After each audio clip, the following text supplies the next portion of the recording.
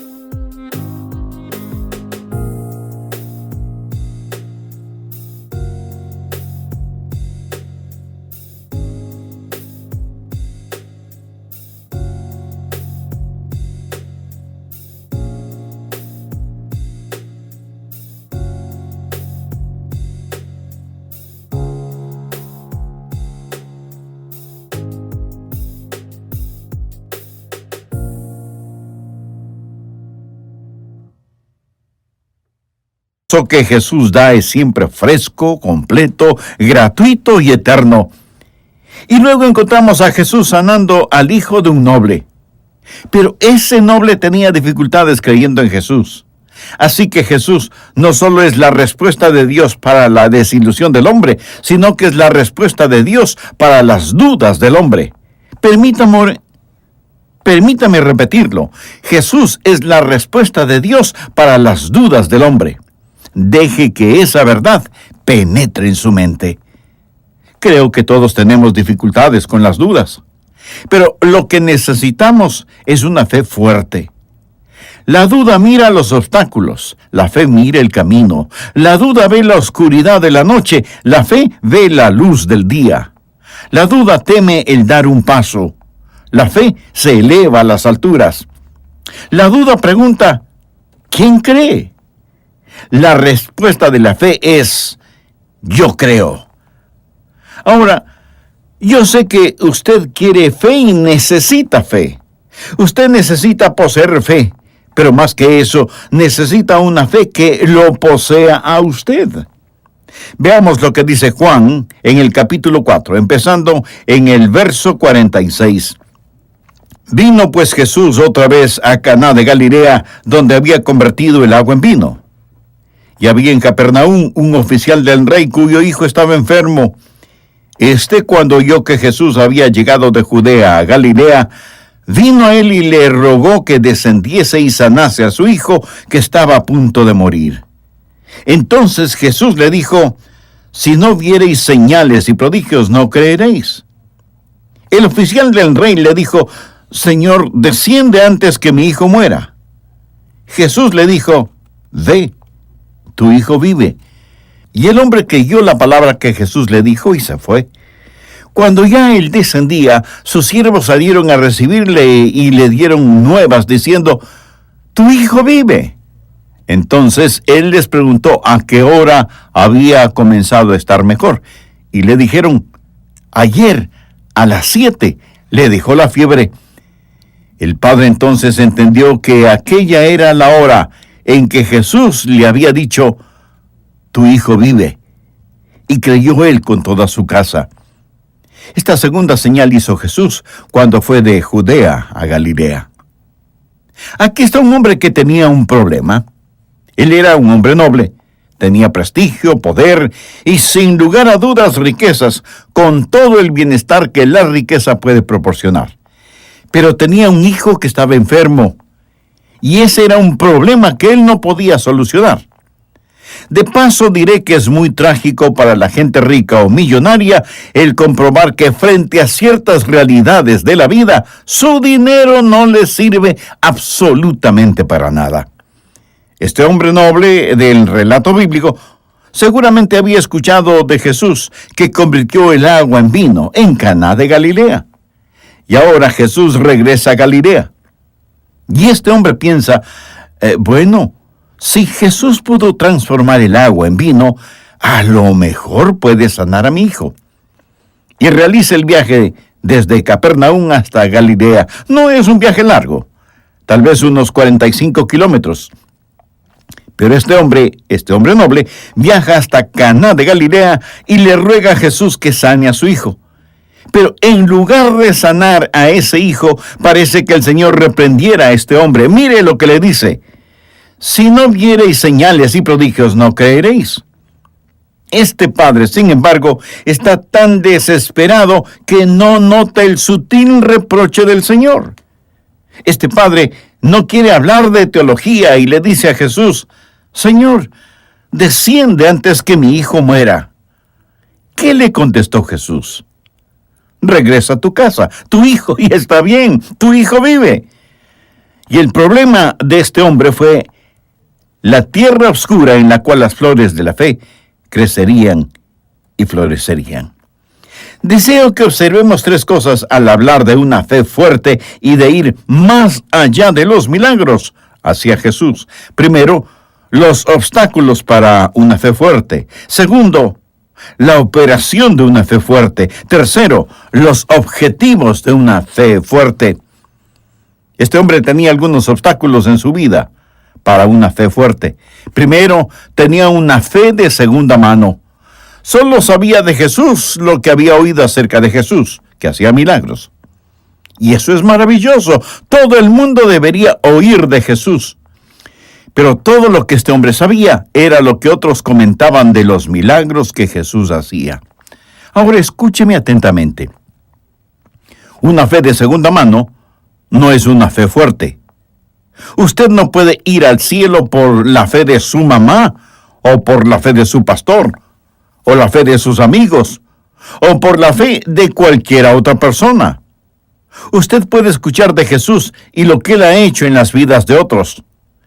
Esa no es una fe fuerte. Esa es una fe de segunda mano. Jesús preguntó a sus discípulos: ¿quién dicen los hombres que es el Hijo del Hombre? Y ellos le dijeron lo que los demás pensaban de él. Entonces Jesús les hace una pregunta muy pertinente: ¿y vosotros, quién decís que soy yo? Yo quiero hacerle una pregunta a usted este momento. ¿Sabe algo acerca de Jesús? ¿O conoce a Jesús personalmente? ¿Es su fe de primera mano o de segunda mano? Pero hay otro obstáculo para la fe fuerte, y eso es la fe que demanda una señal. Veamos el verso 48. Entonces Jesús le dijo: si no viereis señales y prodigios, no creeréis. Esta fue una especie de reprensión que Jesús tuvo para el hombre. Jesús en alguna otra ocasión dijo que la generación mala y adúltera demanda señales, cuando la gente le decía: danos una señal del cielo y creeremos en ti. Y aún estando clavado en la cruz, le dijeron: baja de la cruz y creeremos en ti. ¿Está usted en esa categoría? ¿Es usted una de aquellas personas que dice: bueno, si Dios pudiera hacer un milagro para mí, un milagro que pueda ver, un milagro portentoso, entonces creeré, porque ver es creer? Pues déjeme decirle, no es cierto. Ver es ver y creer es creer. Ahora ponga atención a lo que voy a decir. Los milagros no son muy buenas herramientas para el evangelismo. Jesús realizó un milagro, transformar el agua en vino, de acuerdo al capítulo 2 de Juan. Pero mire lo que dice Juan 2:23. Esto es increíblemente instructivo. Estando en Jerusalén en la fiesta de la Pascua, muchos creyeron en su nombre, viendo las señales que hacía. Muchos vinieron siguiendo a Jesús. ¿Por qué? Porque vieron los milagros que él hizo. Pero ahora note lo que dice el verso 24. Pero Jesús mismo no se fiaba de ellos. Y la palabra fiaba en el verso 24 y la palabra creer en el verso 23 es la misma palabra en el idioma griego. Ellos creyeron en él, pero él no creyó en ellos. Ahora, ¿por qué Jesús no se fiaba o no creyó en ellos? Porque conocía a todos y sabía lo que había en el corazón de ellos. Sabía que esta gente le seguía no porque era el Mesías, sino a causa de los milagros que realizaba. Ellos no tenían hambre de Dios, tenían hambre de milagros. Y cuando Jesús alimentó a más de 5,000, las multitudes seguro que le seguían. Era fabuloso. Habían descubierto un restaurante ambulante y gratuito. Pero cuando Jesús comenzó a hablarles de verdades eternas, de comer su carne y de beber su sangre, o sea, de recibirle a Él en sus vidas, ¿sabe lo que pasó? Le abandonaron, le dejaron solo. Por eso es que Jesús preguntó a sus discípulos, ¿vosotros también os queréis ir? Jesús sabía que esos buscadores de milagros, esos que demandaban señales y prodigios, no tenían una fe fuerte. ¿Qué había de malo con la fe de ese hombre noble? Bueno, en primer lugar, era una fe de segunda mano. En segundo lugar, era una fe que demandaba señales. Ahora alguien me preguntará, Pastor, ¿qué hay de malo en pedir señales y milagros? Mi amigo, usted va a escuchar más y más acerca de señales y milagros en la medida en que nos acerquemos al final de los tiempos. No hay nada de malo en las señales y milagros. Jesús los realizó, pero ¿qué hay de malo en demandar señales y milagros? Primero, deshonra a Dios. Es como decir, Dios, no puedo confiar en tu palabra. Tienes que darme pruebas.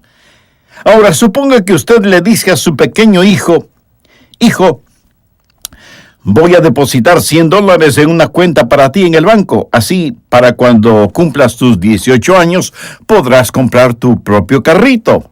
Este es el primer depósito y así lo voy a hacer mensualmente. Ahora suponga que su hijo le dice, ¡qué bien! Pero, papá, ¿cómo puede estar seguro que pondrás ese dinero en el banco para mí? Pues, hijo, ¿por qué te lo acabo de decir? Oh, muchas gracias, papá. ¿Podrías mostrarme el recibo de esos depósitos? Necesito tener una prueba de que lo estás haciendo. Amigo, ve lo que está sucediendo. Se percata del insulto de ese hijo contra su padre. Lo que en realidad el hijo está haciendo es decir, papá, tu palabra no me es suficiente, necesito pruebas. ¿No es eso exactamente lo que muchas veces le decimos a Dios cuando demandamos señales y milagros? Dios, tu palabra no me es suficiente. Necesito alguna prueba de que tú cumplirás con tu palabra. ¿Se acuerda de Tomás, el discípulo que dudó? Los otros discípulos creyeron en Jesús y en su resurrección, pero Tomás dijo que hasta que no viera las huellas de los clavos en las manos de Jesús y la herida en su costado, no creería. Y cuando Jesús se le presenta y le invita a palpar sus heridas, Tomás cae de rodillas y solo pudo decir, creo, mi Señor y mi Dios. ¿Qué le contestó Jesús? Veamos lo que dice Juan, capítulo 20, los versos del 29 al 31. Jesús le dijo, porque me has visto, Tomás, creíste. Bienaventurados los que no vieron y creyeron. Hizo además Jesús muchas otras señales en presencia de sus discípulos, las cuales no están escritas en este libro. Pero estas se han escrito para que creáis que Jesús es el Cristo, el Hijo de Dios, y para que creyendo tengáis vida en su nombre. Es muy importante entender esto. Ese hombre noble tenía una fe débil, era una fe de segunda mano, era una fe que demandaba una señal, lo cual no solo deshonra a Dios, sino que es peligrosa para el hombre. Señales y prodigios pueden ser muy engañadores. Anote al margen 2 Tesalonicenses 2:9. Es una descripción del anticristo que, según creo, ya está en los umbrales de la historia humana. Este hombre será un gran engañador y será el Mesías del diablo, Satanás encarnado. Él será el último gobernante antes de que el reino de los cielos sea establecido. Este hombre de perdición, este anticristo, pudiera ser que ya esté viviendo en la tierra. Pero veamos cómo el apóstol Pablo lo describe. Inicuo cuyo advenimiento es por obra de Satanás, con gran poder y señales y prodigios mentirosos. El anticristo será un mago maestro y tendrá poder para realizar increíbles milagros. Y por esos milagros de la nueva era, millones serán condenados al infierno, porque serán engañados por las señales milagrosas del anticristo. Anote estos versículos. Apocalipsis 13, versos 13 y 14. También hace grandes señales, de manera que aún hace descender fuego del cielo a la tierra delante de los hombres, y engaña a los moradores de la tierra con las señales que se le ha permitido hacer. ¿Se da cuenta del poder que tendrá el anticristo? Aún podrá hacer descender fuego del cielo. Suponga que en vez de confiar en la palabra de Dios para la seguridad de su salvación, un día usted está en campo abierto y le dice a Dios: Señor, tengo que saber algunas cosas. ¿Eres real? ¿Puedo ir al cielo? ¿Cómo puedo estar seguro de que tengo una buena relación contigo? ¿De verdad existes? Dios, dame una señal para que pueda disipar estas dudas. Muéstrame un milagro. Y ahora suponga que de un polo al otro polo, los cielos destellan con fuego y usted dice: ¡Oh, eso es glorioso! Dios, gracias por hablarme, gracias.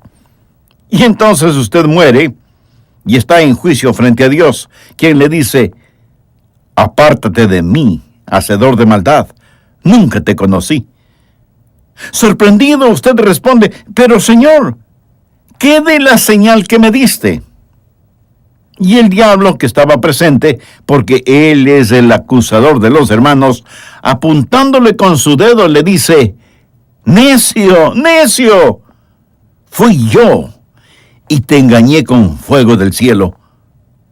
Cuando usted pide señales y prodigios y milagros, eso trae deshonra a Dios y es peligroso para los hombres. Por eso Jesús le habló a ese hombre así: si no viereis señales y prodigios, no creeréis. Pero además la fe de este hombre era una fe centrada en él mismo. Veamos el verso 49. El oficial del rey le dijo: Señor, desciende antes que mi hijo muera. ¿Cuál era el interés del hombre noble del cual leemos en Juan capítulo 4? La salud de su hijo. ¿Hay algo de malo en eso? Le puedo asegurar que si uno de mis hijos estuviera enfermo, yo bombardearía el cielo con mis oraciones. No hay nada de malo en eso. Pero este hombre aún tiene que inclinarse a los pies de Jesús y adorarle. Tantos de nosotros estamos preocupados por nuestra salud, nuestro bienestar, nuestra familia, nuestro trabajo, nuestro futuro, todas estas cosas que demuestran que nuestra fe es débil. Hay algo raro cuando bajo esas circunstancias pedimos que Dios nos bendiga.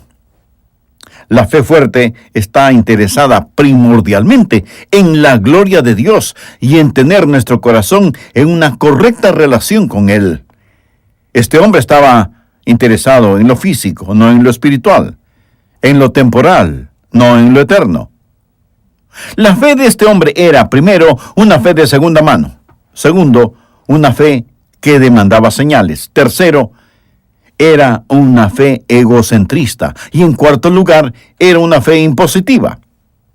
Note lo que este hombre dice en el verso 49.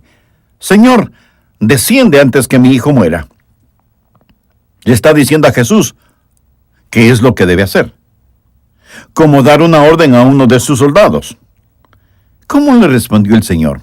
Verso 50. Jesús le dijo, ve, tu hijo vive. El hombre le dice a Jesús, desciende, ven. Y Jesús le contesta, regresa a tu casa. ¿Alguna vez usted ha sido culpable de eso? ¿Alguna vez en lugar de decir, habla Señor que tu siervo escucha, ha dicho, Dios escucha que te estoy hablando, Señor, esto es lo que debes hacer? Esa, mi amigo, es una fe débil. La fe fuerte espera en el Señor y escucha a Dios y recibe el mensaje de Dios. Déjeme decirle lo que es la fe. Fe no es tanto en recibir de Dios las cosas que usted quiere, sino más bien el aceptar de Dios las cosas que Él le da. Esa es la razón por la que aquello de nómbrelo y reclámelo no es más que una necedad. Usted no puede reclamar o pedir nada hasta que Dios lo nombre. Fe no es dictarle cosas a Dios. Fe es escuchar a Dios, creer a Dios y actuar en base a lo que Dios dice. Aquí está este hombre noble, acostumbrado a decir a la gente qué hacer. Tiene servidumbre para todo lado. Por eso casi suena como una orden aquello de, Señor, desciende a mi casa y sana a mi hijo. Y Jesús le responde, no, tú regresa a tu casa. La fe de ese hombre era una fe débil, de segunda mano, que demandaba una señal. Era una fe egocéntrica, basada en su propia voluntad. Cierto que era mejor que no tener fe, pero no era de ninguna manera una fe fuerte. Ahora este hombre va a experimentar una metamorfosis. Algo le va a suceder y va a tener una fe fuerte. Y va a tener que ir más allá de los milagros y llegar a Jesús. Esa es una fe fuerte. Juan 4:50 dice, Jesús le dijo, ve, tu hijo vive. Y el hombre creyó la palabra que Jesús le dijo y se fue. Subraye la última parte del versículo, y el hombre creyó la palabra que Jesús le dijo. Esa, mi amigo, es fe fuerte. ¿Qué es una fe fuerte? Primero es escuchar la palabra. En el verso 50 el hombre escuchó la voz de Jesús. El apóstol Pablo en Romanos 10:14 dice, ¿cómo pues invocarán a aquel en el cual no han creído? ¿Y cómo creerán en aquel de quien no han oído? ¿Y cómo oirán sin haber quien les predique? Y en el verso 17 añade, así que la fe viene por el oír, y el oír por la palabra de Dios. Primero, usted escucha la palabra de Dios. Segundo, usted debe creer la palabra de Dios. La Biblia dice que ese hombre creyó la palabra que Jesús le dijo. Ahora el escuchar no es suficiente. Muchos de quienes me están escuchando este mismo momento todavía no han creído. Pero es importante que escuchen. ¿Cómo podría usted escuchar si no hay quien le predique? Entonces, en primer lugar, usted debe escuchar y en segundo lugar, usted debe creer la palabra de Dios. Pudiera ser que usted me diga, pastor, ese es mi problema. Yo sencillamente no puedo creer. Por supuesto que puede creer. Déjeme decirle algo. Usted no tiene problemas intelectuales por no creer. Usted tiene problemas morales. Y el problema no está en su cabeza, sino en su corazón. En Hebreos 3:12 leemos, mirad, hermanos, que no hay en ninguno de vosotros corazón malo de incredulidad. Y el Salmo 53:1 dice, dice el necio en su corazón, no hay Dios. La incredulidad no es debilidad espiritual, es maldad espiritual, es rebelión espiritual. Si usted quiere creer hoy, Dios le dará la capacidad para hacerlo. Ese hombre escuchó la palabra y creyó la palabra. ¿Qué es fe? Fe es una respuesta a Dios mismo, no a lo que Dios ha hecho, no a sus milagros. Ahora, recuerde que ese hombre creyó antes de ver nada. No vio ninguna señal, no vio ningún prodigio. ¿Qué es lo que tiene? Ahí está el hombre y ahí está Jesucristo. Este hombre está mirando el rostro de Jesús, quien le dice, ve, tu hijo vive. Este hombre está ahora cautivado por la persona y el carácter de Cristo mismo, sin señales, sin prodigios, sino solo Jesús. ¿Qué es fe? Fe es la respuesta del corazón y el alma al carácter y naturaleza de Dios. La verdadera fe no demanda señales ni milagros, y es necesario que usted entienda muy bien esto. Dios nos creó a todos nosotros. Dios creó mis ojos y mis ojos responden a la luz. Dios creó mis oídos y mis oídos responden al sonido. Dios creó mi espíritu y mi espíritu responde al carácter y naturaleza de Dios. No debido a señales y prodigios, sino debido a Dios mismo. Jesús está hablando a este hombre, y este hombre creyó la palabra de Jesús. Entonces, primero usted escucha la palabra de Dios, luego debe creer la palabra de Dios, y tercero, usted debe obedecer la palabra de Dios. Y el hombre hizo exactamente lo que Jesús le dijo que hiciera. Le dijo que regresara a su casa, y así lo hizo. Si él no hubiera creído la palabra de Jesús, se hubiera quedado ahí demandando alguna señal. Pero ahora la fe en acción se demuestra en su obediencia. Usted debe escuchar la palabra de Dios, usted debe creer la palabra de Dios, pero debe obedecer la palabra de Dios. La verdadera fe siempre está enlazada con la obediencia. Mire lo que Santiago 2:26 dice. Porque como el cuerpo sin espíritu está muerto, así también la fe sin obras está muerta.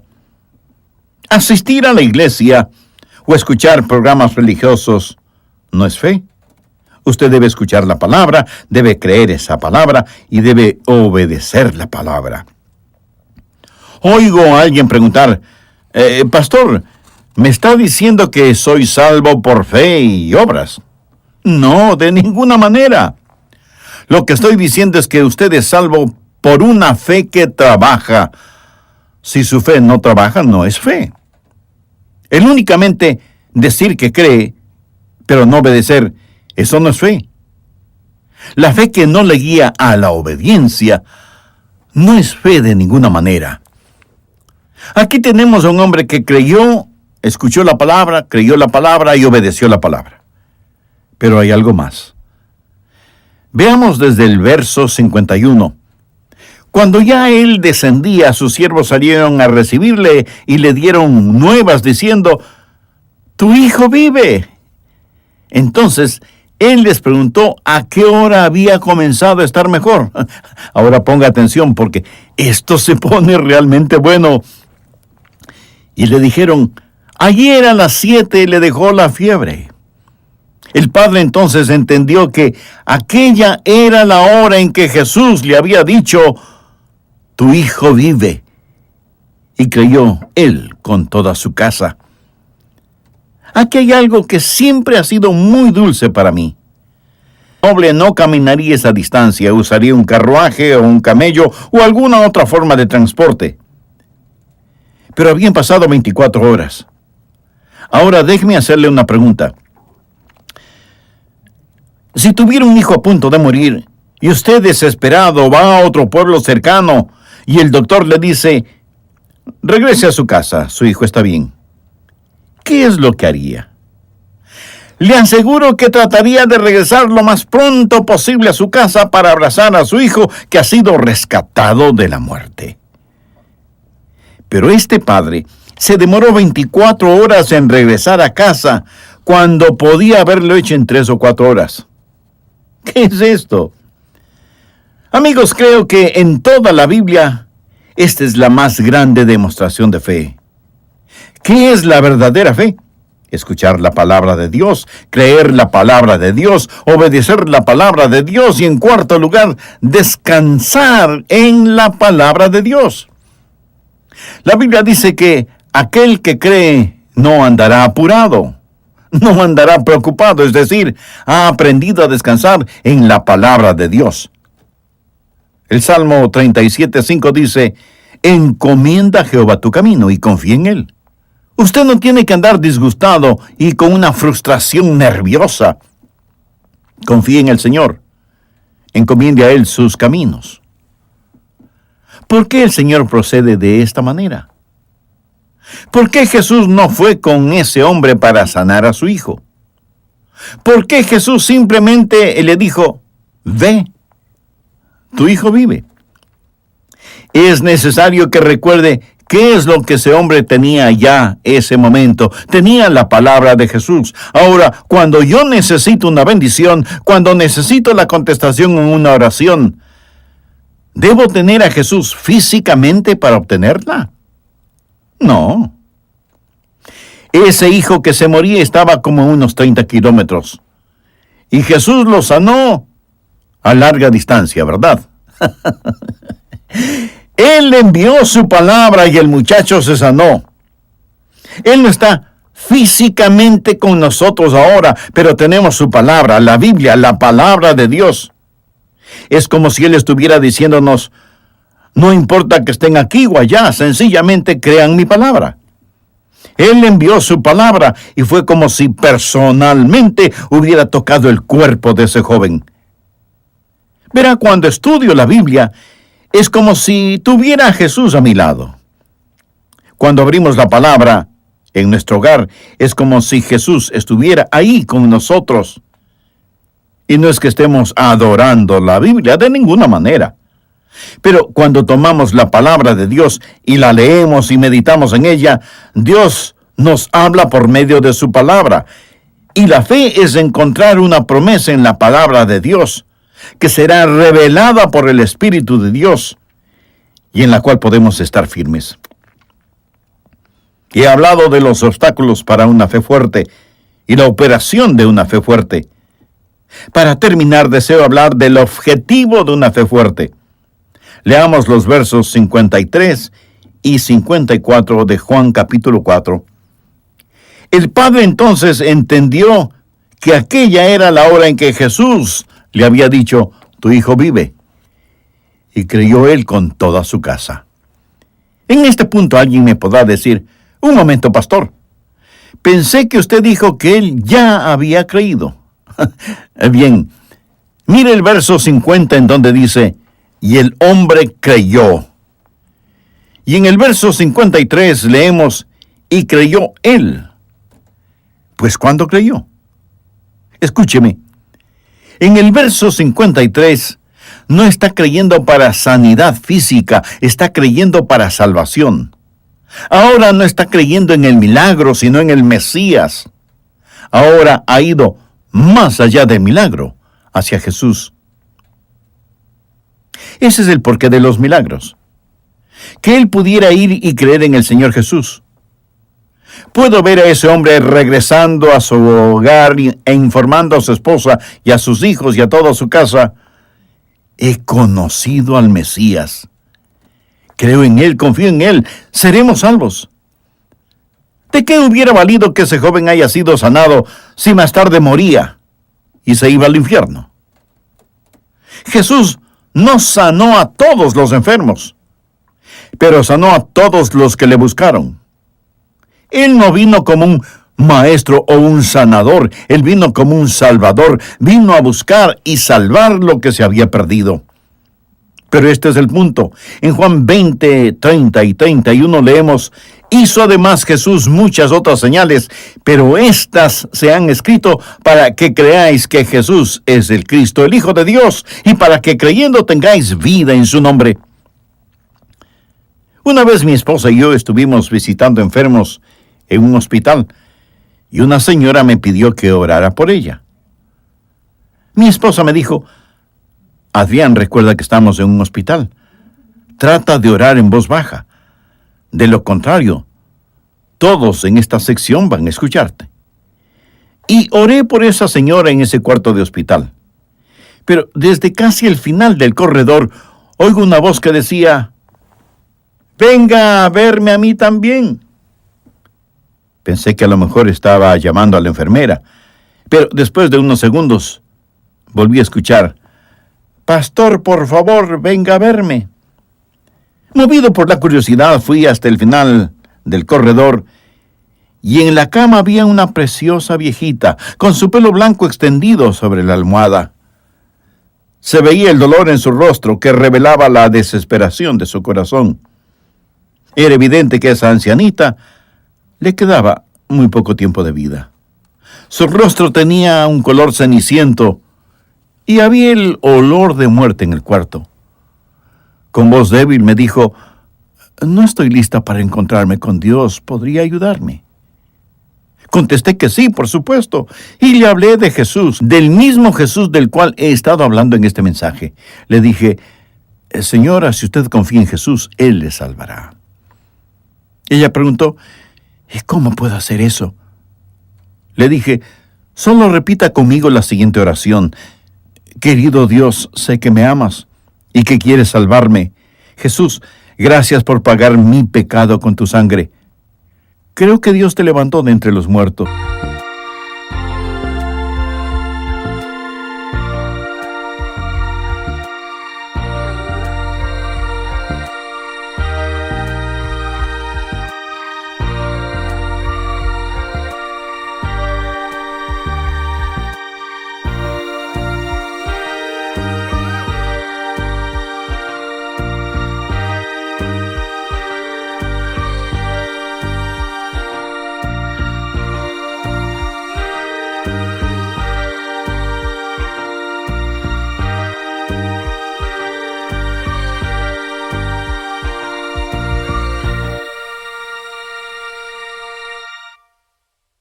Jesús. Así que oramos nuevamente. Y ella dijo: «Señor Jesús, confío absolutamente en ti». Y prácticamente vi cómo la paz de Dios iluminó el rostro de esa ancianita. Estoy seguro que la veré en el cielo. Crea en milagros, pero confíe en Jesús. Confíe en Jesús. Estas cosas se han escrito para que creáis que Jesús es el Cristo, el Hijo de Dios, y para que creyendo tengáis vida en su nombre.